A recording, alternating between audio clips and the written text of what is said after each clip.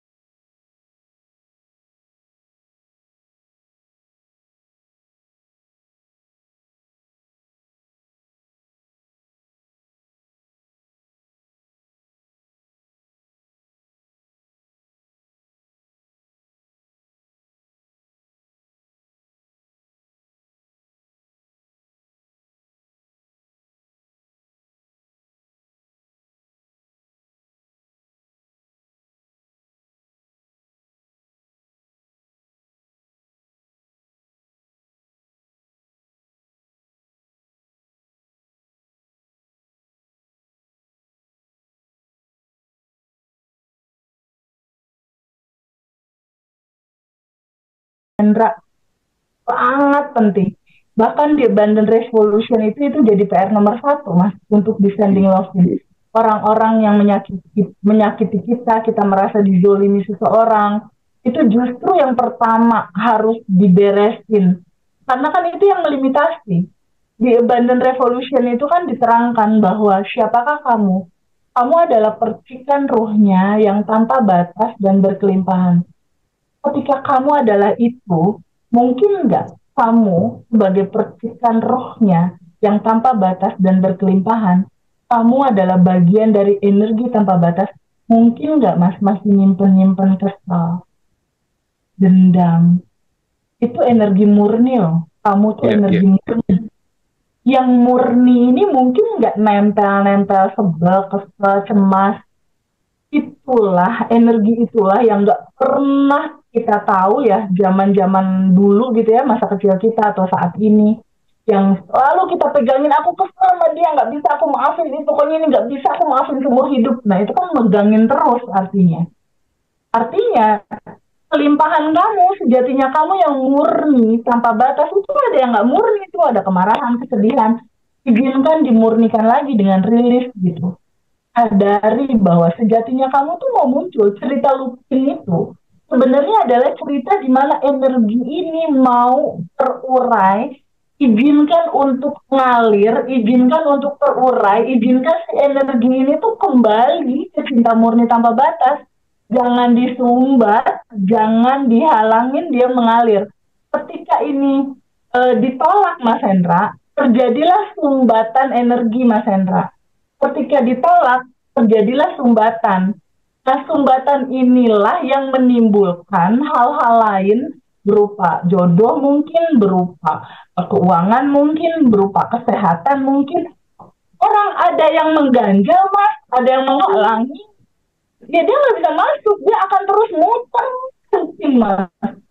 Akan muter terus looping. Sampai pada satu titik dia lelah, dia capek, dan dia nyari kesadaran.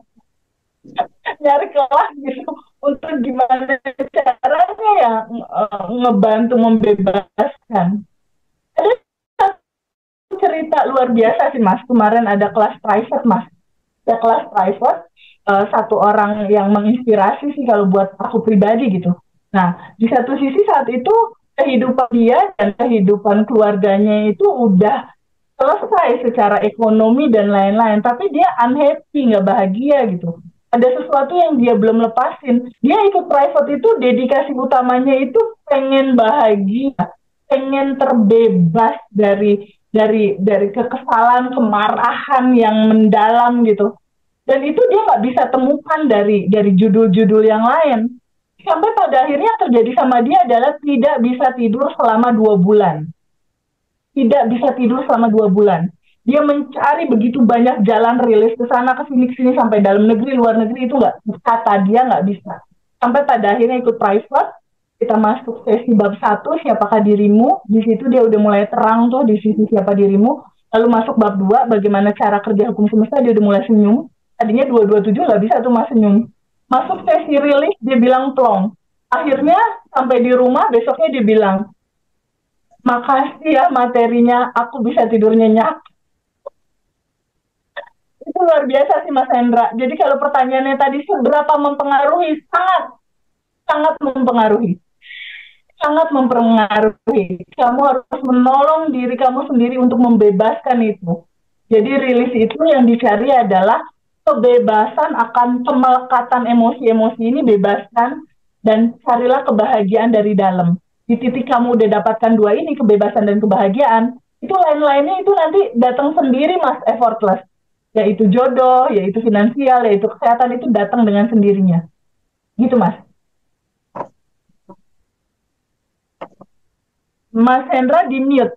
Itunya di mute.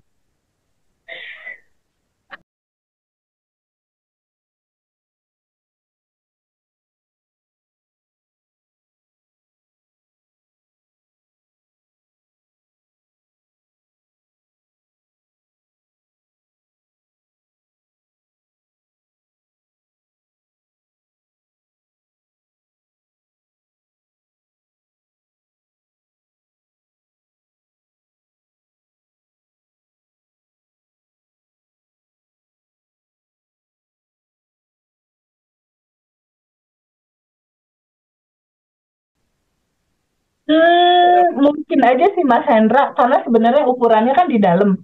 Tapi gini loh Mas Hendra, kalau yang aku rasakan ya, yang aku rasakan dan yang bisa aku lihat secara gambaran global, kalau kamu udah selesai sama diri kamu udah ketemu kelimpahan yang ada di dalam dan kamu lifestyle kamu rilis, kamu bersyukur, pengalaman aku sih itu banjir dengan sendirinya ya mas. Maksudnya semuanya tuh udah kayak diurusin gitu sama Allah.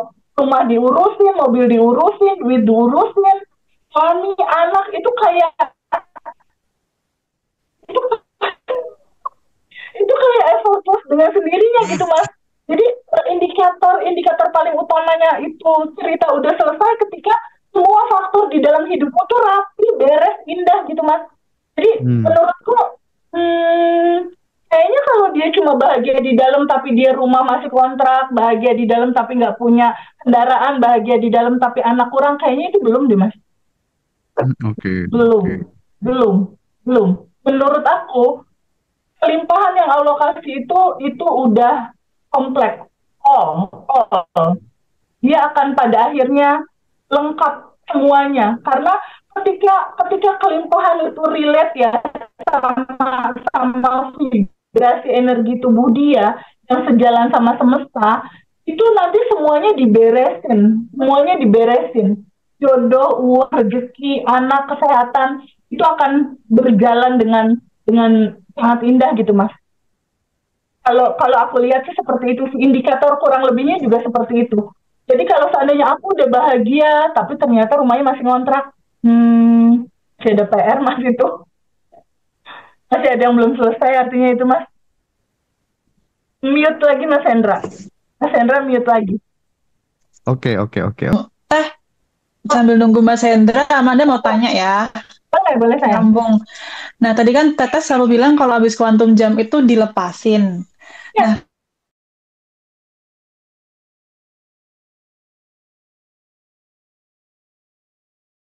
padahal kan dalam diary rutin tuh kan setiap hari atau 5 menit sebelum tidur tuh bikin video. Nah, itu dibikin kuantum jam. Nah, itu dilepasin.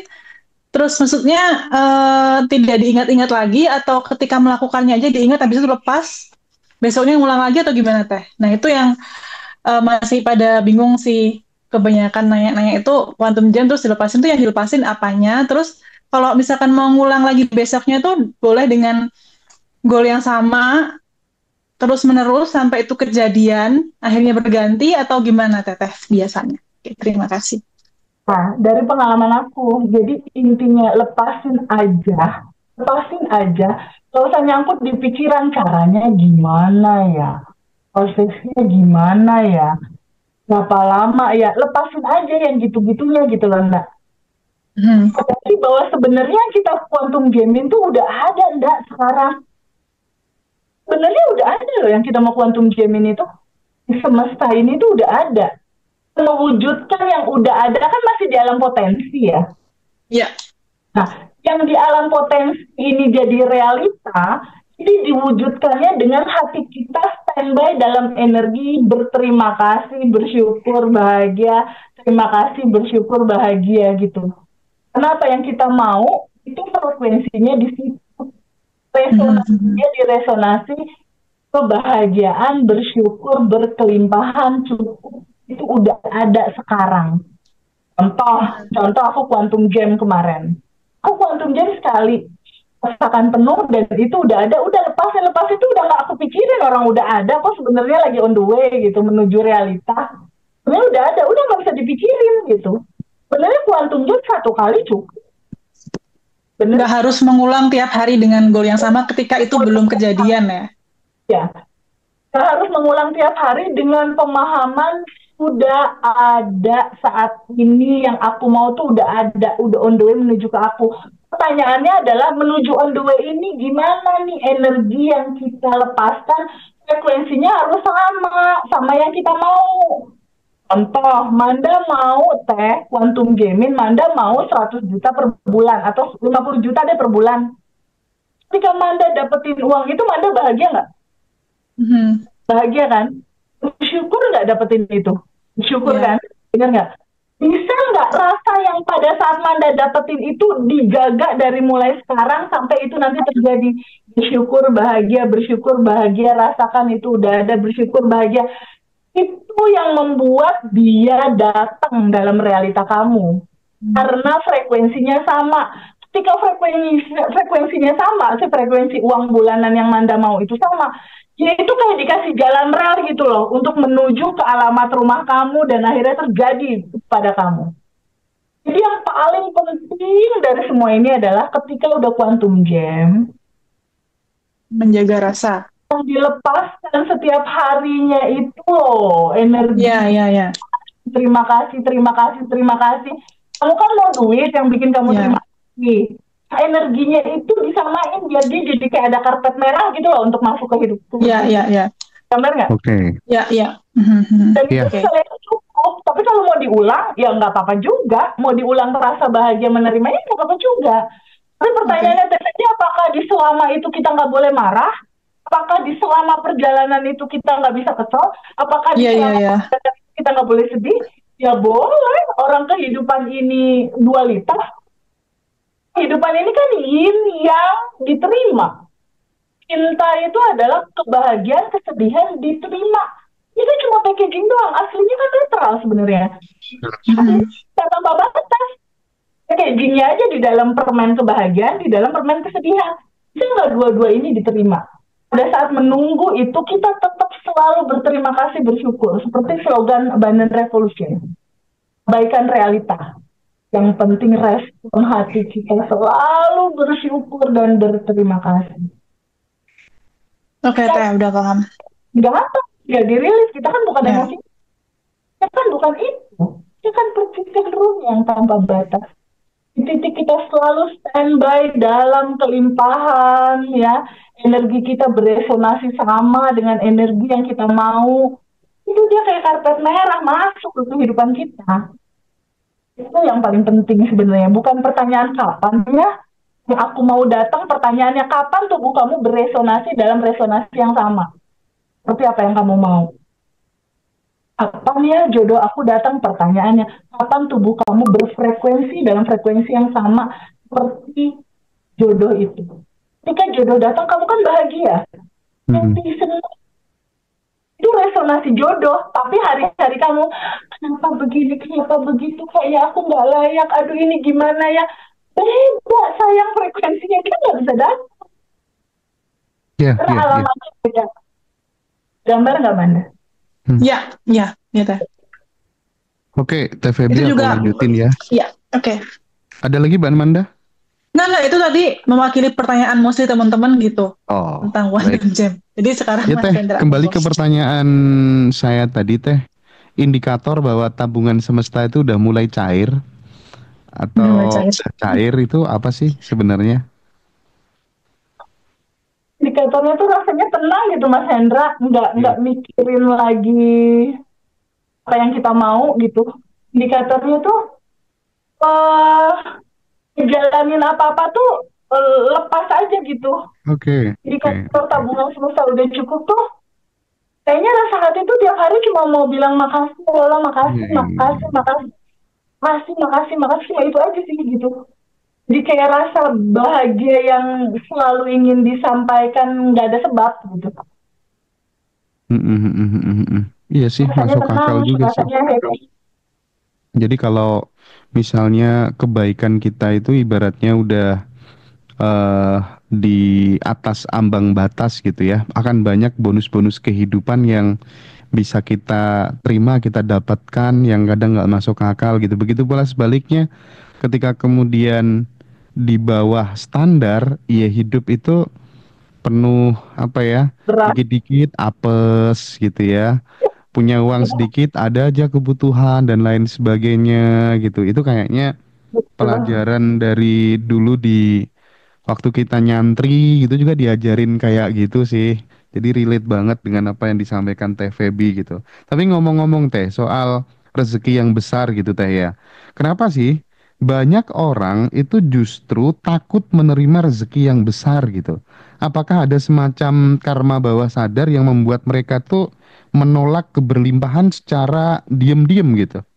Serius ini banyak banget loh. Itu Banyak aku, banget. itu aku termasuknya. Oh Itu ya, jujur, yang iya, iya. apa dong Manda? Lebih ke belief system masa kecil sih Mas.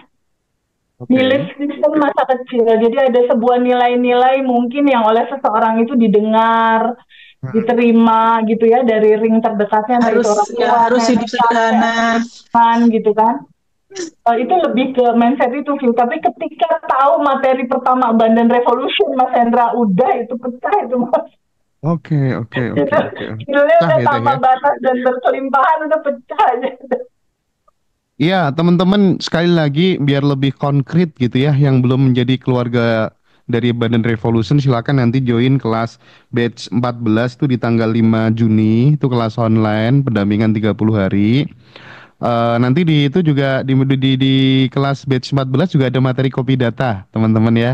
Nah, terus yang di batch 13 itu offline di tanggal 24, jadi pagi sampai siang, terus lanjut sore sampai malamnya kita reuni akbar.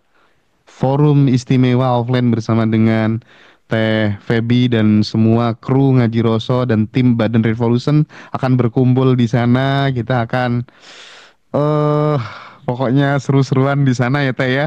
Tadi kita habis koordinasi, kita siapkan semuanya buat teman-teman. Teh, satu pertanyaan terakhir sebelum nanti Mbak Manda akan juga mengelaborasi teman-teman yang join Zoom ya Teh ya.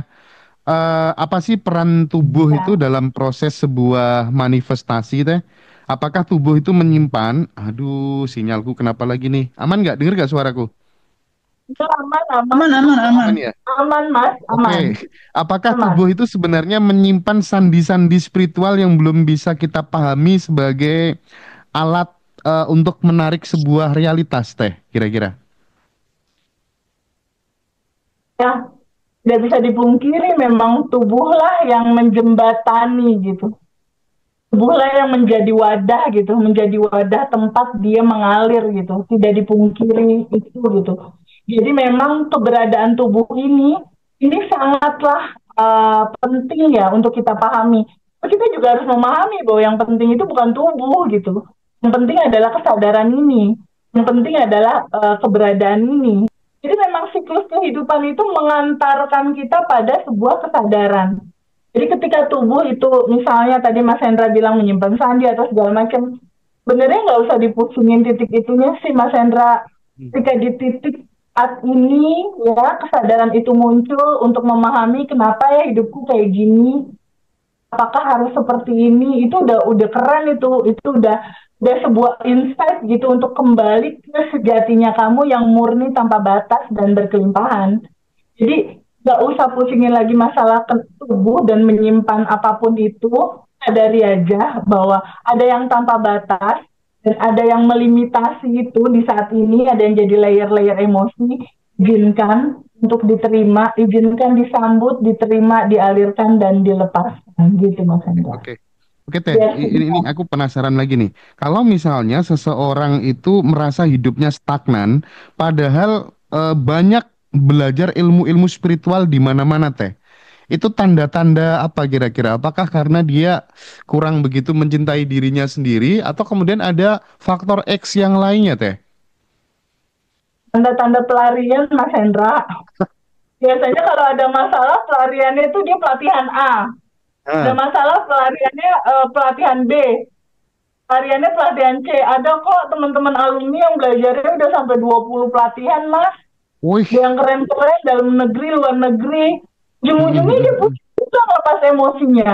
Sebenarnya yang paling penting itu bukannya belajar ini, belajar itu. Enggak, orang solusinya ada di dalam semudah nafas kok, Mas Hendra.